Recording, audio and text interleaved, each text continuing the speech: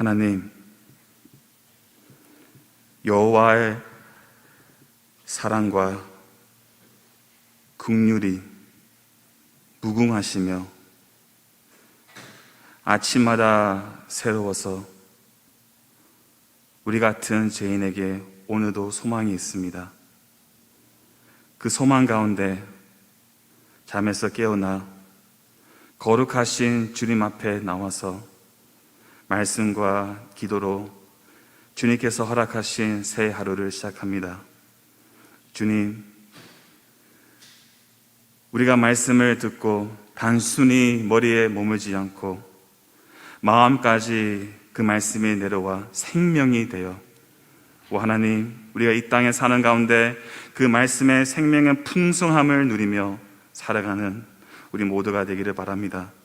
주님, 우리의 스스로 힘으로는, 능력으로는 도무지 주님의 말씀을 깨닫지 못하니 이 시간 진리의 성령님께서 우리와 함께 하시어 모든 진리 가운데 우리를 인도해 주시옵소서. 그렇게 행하실 주님만 기대하며 예수 그리스도 이름으로 기도합니다. 아멘. 반갑습니다. 누가복음 12장 48절 말씀을 보시면 예수님께서 많이 받은 자들에게는 많이 요구할 것이요 많이 맡은 자에게는 많이 달라 할 것이니라 라고 말씀하십니다. 받은 만큼, 맡은 만큼 책임이 우리에게 요구된다는 말입니다. 자, 이 원리를 따라 한번 생각해 보겠습니다. 여러분과 저는 말로도 표현할 수 없는, 측량할 수 없는 어마어마한 영광스러운 십자가의 복음을 값없이 은혜로 받았습니다.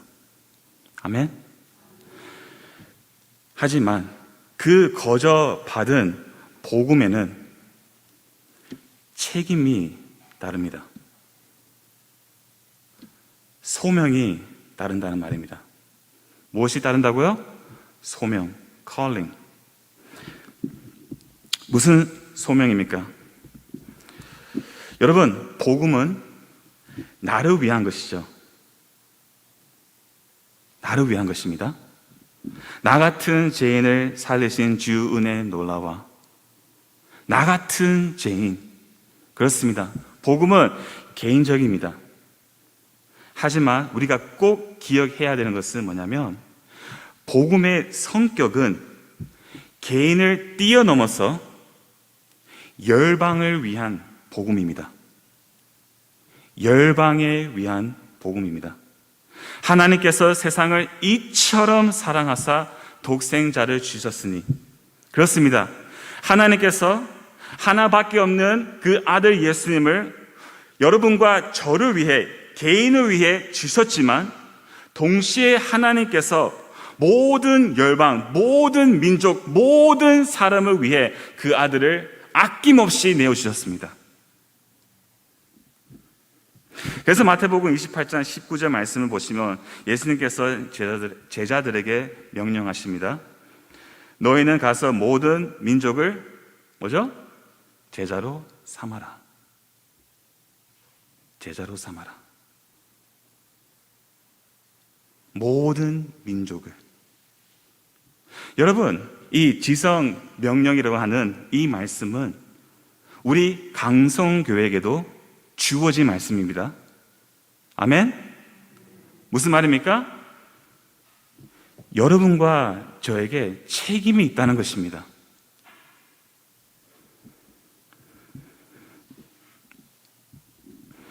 바로 하나님을 대적하는 이 세상에 나아가 복음의 증인으로서 복음을 전하는 책임이 있다는 것입니다. 이것이 여러분과 저의 calling, 소명입니다. 여러분, 우리는 복음을 값 없이 거저 받았지만 동시에 우리는 복음의 빚진 자입니다. 복음의 빚진 자예요. 성도는 죽을 때까지 평생 동안 복음의 빚진 자로서 살아갑니다. 로마서 1장 14절 말씀을 보시면 바울이 말합니다. 나는 빚진 자라. 그리고 15절에서 이렇게 말하죠. 그러므로 복음의 빚진 자로서 나는 할 수 있는 대로 로마에 있는 너희에게도 복음을 전하기를 원하노라. 여러분, 이것이 복음의 빚진 자의 태도예요. 이 영광스러운 십자가의 복음을 맡은 자로서의 태도입니다. 나는 할 수 있는 대로 어떻게 했으라도 너에게 복음을 전하기를 원하노라. 여러분, 복음의 빚진 자로 살고 계십니까? 복음을 맡은 자로서 복음이 요구하는 책임을 이루시면서 살고 계십니까? 에스겔 1장부터 3장은 에스겔 선지자가 부르신 바로 소명을 받는 장면입니다. 우리가 너무나 잘 알고 있는 말씀입니다. 그의 사명은 무엇입니까? 그의 사명은 하나님의 파수꾼으로서 하나님의 말씀을 대변하는 것이었습니다. 다 같이 17절 말씀을 보겠습니다. 17절 말씀 다 같이 읽겠습니다. 인자야, 내게 너를 이스라엘 조속의 파수꾼으로 세웠으니 너는 내 입의 말을 듣고 나를 대신하여 그들을 깨우치라. 아멘. 파수꾼은 어떤 사람입니까, 여러분? 아마도 성에서 가장 중요한 역할을 하는 사람입니다. 왜냐하면 성 안에 있는 사람을 보존하기 위해 파수꾼은 아주 중요한 역할을 하죠. 어떤 역할입니까? 적이 오고 있으면 나팔을 불러서 성 안에 있는 사람을 적이 오고 있다는 사실을 경고하는 사람이에요. 그래서 성 안에 있는 사람들이 피할 수 있도록, 생명을 살릴 수 있도록 경고한 사람입니다. 아주 중요한 역할입니다. 하나님께서 에스겔 선지자를 하나님의 파수꾼으로 세우셨다고 말합니다. 무슨 말입니까? 하나님의 그 무시무시한 죄에 대한 심판, 이스라엘 족속들의 심판에 임박합니다.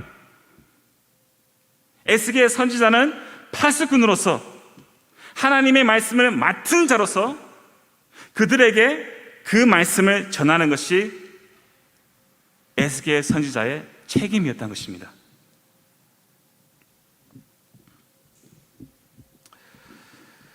여러분 보십시오. 17절 말씀. 파수꾼은 어떤 일을 합니까? 내 입의 말을 듣고 나를 대신하여 그들을 깨우치라. 여러분, 파수꾼은 먼저 하나님의 말씀을 듣는 자입니다. 하나님 말씀을 듣고 그 들은 말씀을 대변하여 전하는 자가 파수꾼이에요. 자, 여러분, 하나님의 말씀을 듣는 것이 무엇인지 말씀을 통해서 조금 더 구체적으로 함께 살펴보겠습니다. 우리 지금 하나님 말씀을 듣고 있잖아요. 그 말씀을 듣는 것이 무엇인지 한번 보겠습니다. 다 같이 1절 말씀을 읽겠습니다. 또 그가 내게 이르시되 인자여 너는 발견한 것을 먹으라. 너는 이 두루마리를 먹고 가서 이스라엘 족속에게 말하라 하시기로. 보세요, 여러분. 하나님께서 에스겔을 파수꾼으로 세우시고 그를 이스라엘 족속에게 보내시는데, 보내시기 전에, 그가 가기 전에 먼저 해야 되는 일이 있습니다. 무엇입니까? 바로 하나님의 말씀 두루마리를 먹는 것이었습니다. 먹는 것. 하나님의 말씀을 듣는다는 것은 하나님의 말씀을 먹는 것입니다. 중요합니다, 여러분. 하나님 말씀을 먹는 것이 하나님의 말씀을 듣는 것이에요. 2절 말씀 보시면 내가 입을 벌리니 그가 두루마리를 내게 먹이시며, 3절 말씀 보시면 내가 이르시되 인자여 내게 주는 이 두루마리를 내 배에 넣으며 내 창자에 채우라 하시기에 내가 먹으니 그것이 내 입에서 달기가 꿀 같더라. 말씀을 먹는데 하나님께서 말씀하십니다. 그 두루마리를 내 배에 넣으며 내 창자에 채우라. 무슨 말입니까, 여러분? 배에 넣고 창자에 채운다는 말씀은 무엇입니까? 그 답은 10절에 있습니다. 보겠습니다. 또 내게 이르시되 인자야 내게 이를 모든 말을 너는 마음으로 받으며. 하나님 말씀을 듣는 것은 하나님 말씀을 먹는 것인데, 그 말씀을 배에 넣고 창자까지 채우는 것인데, 그것은 무슨 뜻이냐면 마음에 새기는 거예요. 여러분, 이것이 진짜 어렵습니다. 우리 스스로는 할 수 없습니다. 이것은 하나님의 정적인 은혜예요. 여러분 보십시오. 우리 머리부터 마음까지 길이가 얼마입니까? 너무나 짧지 않습니까? 그럼에도 불구하고 머리에서 마음까지 내려온 것은 정말 어렵습니다. 우리는 말씀을 듣습니다. 그러나 그 말씀이 머리에 멈추는 때가 너무나 많지 않습니까? 그러나 하나님께서 말씀하십니다. 먹으라, 마음에 새기라 라고 말씀하십니다.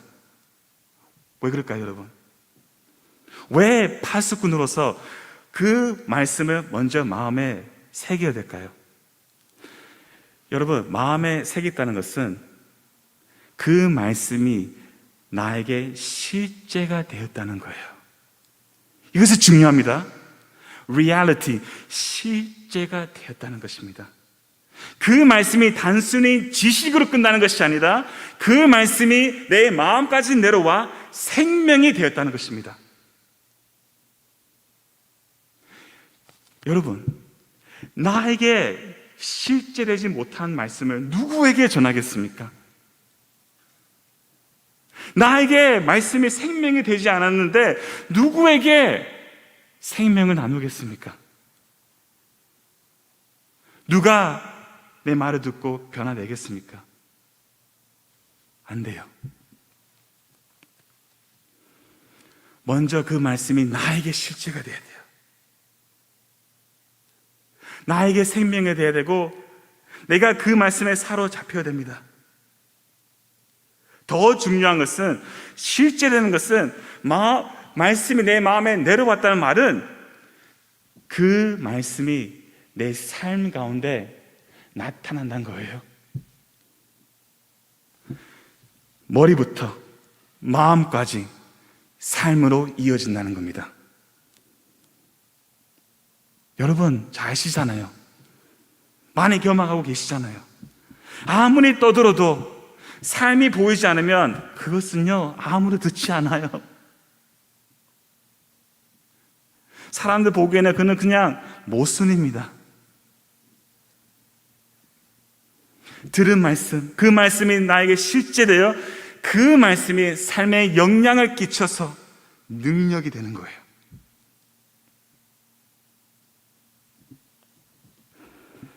자, 그러나 그까지 가기 전에는 먼저 중요한 것은 무엇입니까? 말씀을 듣는 거예요. 나머지는 주님이 하시는 일입니다. 우리는 말씀을 듣는 자리에 있어야 돼요. 그것이 중요한 거예요. 여러분, 말씀을 듣는 것을 사모하십니까?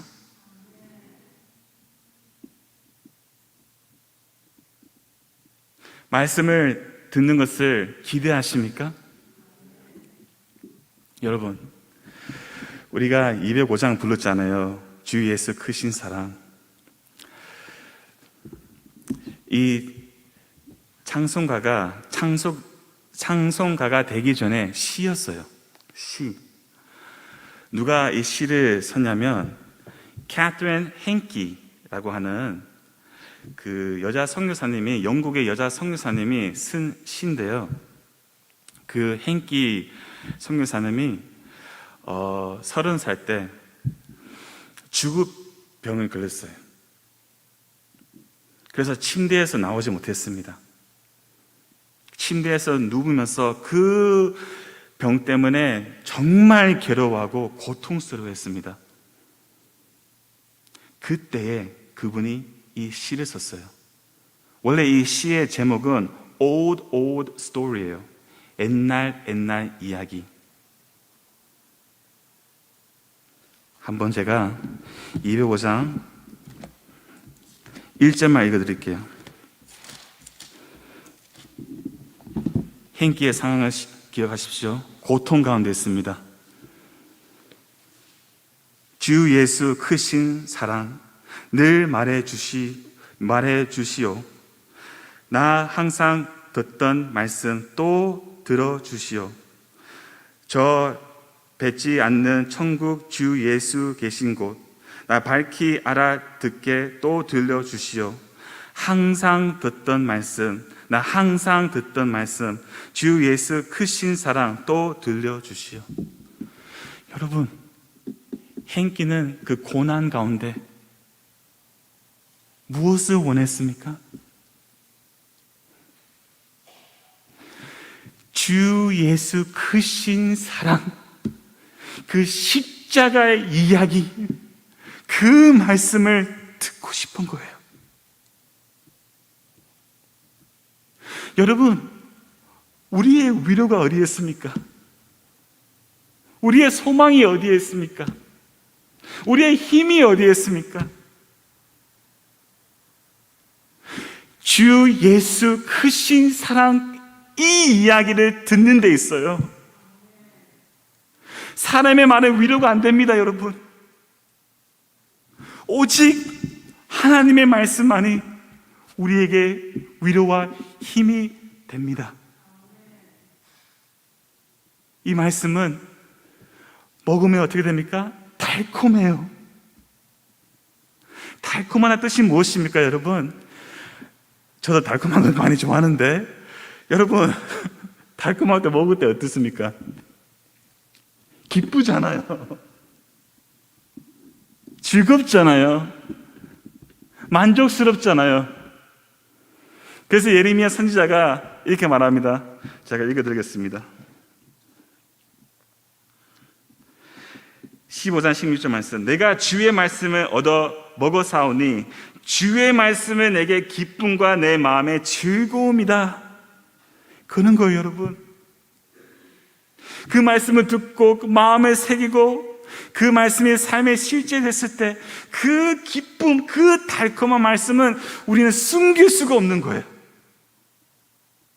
반드시 그 말씀을 누구에게 전하게 되어 있습니다.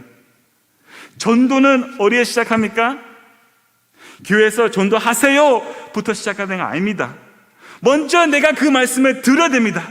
먼저 그 말씀을 내가 듣고 마음에 새기고 그 말씀이 나에게 달콤한 꿀이 되어 기쁨이 되어 즐거움이 되어 그 즐거움과 기쁨에서 출발하는 것이 진정한 전도입니다.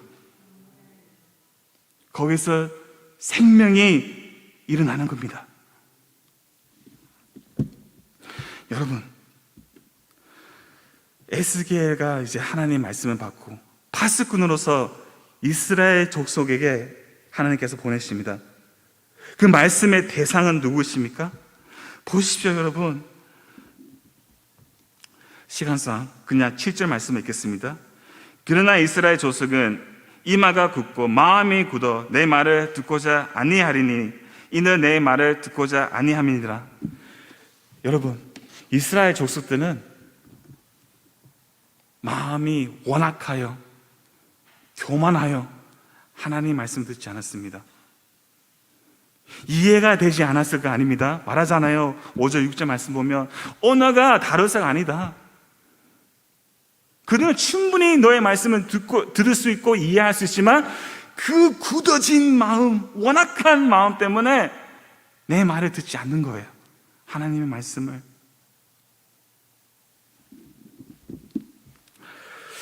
여러분, 전도는 진짜 어렵죠. 쉽지 않아요.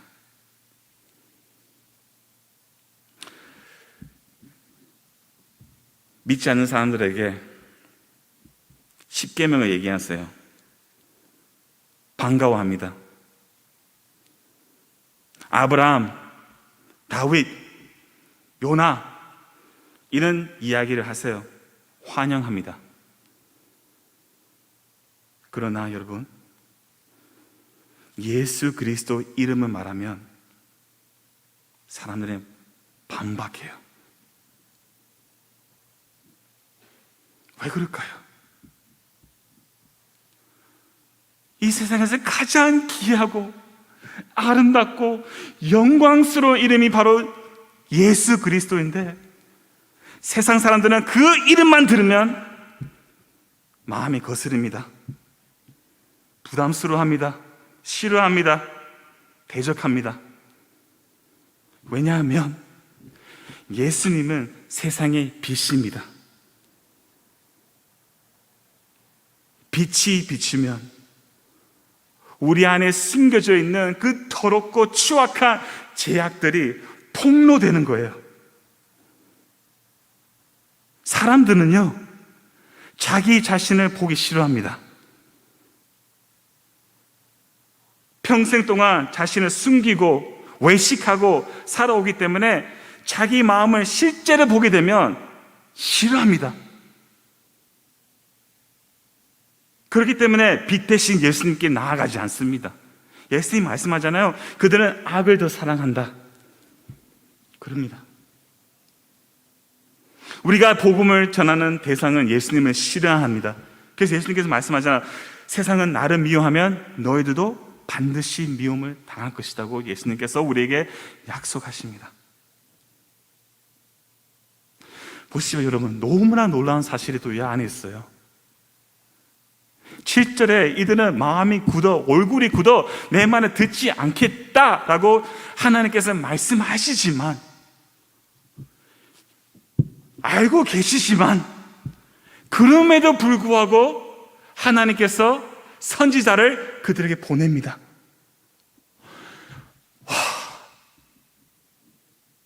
이해가 됩니까? 거부할 것을 아시고 보내십니다.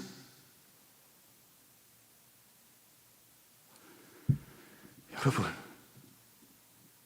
하나님 사랑은요, 포기치 않은 사랑이에요. 이것이 우리의 사명입니다. 가족들에게 복음을 전하는 것이 얼마나 어렵습니까? 저의 와이프 쪽은 아무나 믿지 않아요. 쉽지 않아요.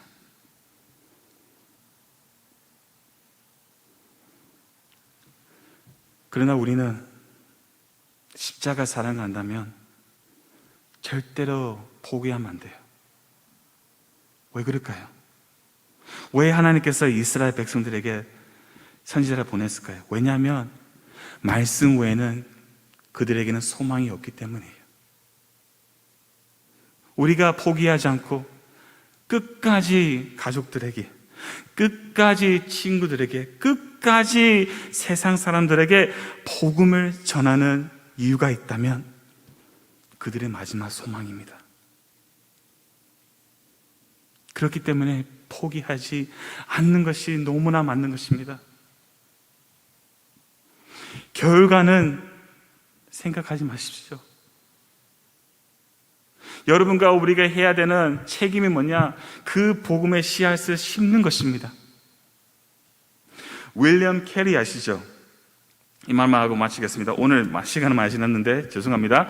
윌리엄 캐리라는 이 Father of Missions, 그러니까 선교의 아버지라고 별명을 받았던 윌리엄 캐리는 인도에서 41년 동안 선교를 하셨어요. 거기에서 수많은 언어로 성경을 영어 성경을 번역했지만 41년 동안 인도에서 선교를 하셨는데 다만 700명만 전도했습니다. 여러분, 인도의 사람 숫자가 어떻습니까? 어마어마하잖아요. 그 수많은 사람 중에서 700명만 전도했다고 합니다. 41년 동안. 사실은 한 20년 동안 한 사람도 예수님께 나오지 않았어요. 얼마나 포기하고 싶겠습니까? 너무나 절망스럽지 않습니까? 하나님께서 캐리를 인도로 보내셨다면 쉽게 전도가 되고 많은 사람께서 주님께 와서 맞잖아요. 열매가 많고 그것이 너무나 캐리에게는 그런 소망을 두고 갔겠지만 전혀 열매가 없었습니다. 그가 이 말을 했습니다. 나는 여기에 있는 것이 기쁩니다. 하나님은 모든 사람을 구원하실 수 있기 때문입니다. 그리고 너무나 유명한 말씀이죠. Expect great things from God. Attempt great things for God. 하나님께 위대한 것을 기대하라. 하나님을 위해 위대한 것을 시도하라. 그렇습니다, 여러분. 우리는 위대한 것을 시도합니다. 복음을 전하는 것이죠. 우리는 그 복음의 씨앗을, 그 생명을 심는 것 뿐입니다. 나머지 일은 주님이 하시는 일입니다. 그렇기 때문에 우리는 뭐 합니까? Expect great things. 위대한 것을 기대하는 거예요. 우리 포기하지 않고 계속 전도합시다. 주님이 하십니다. 주님 기대하고 기다리고 기도합시다. 아멘.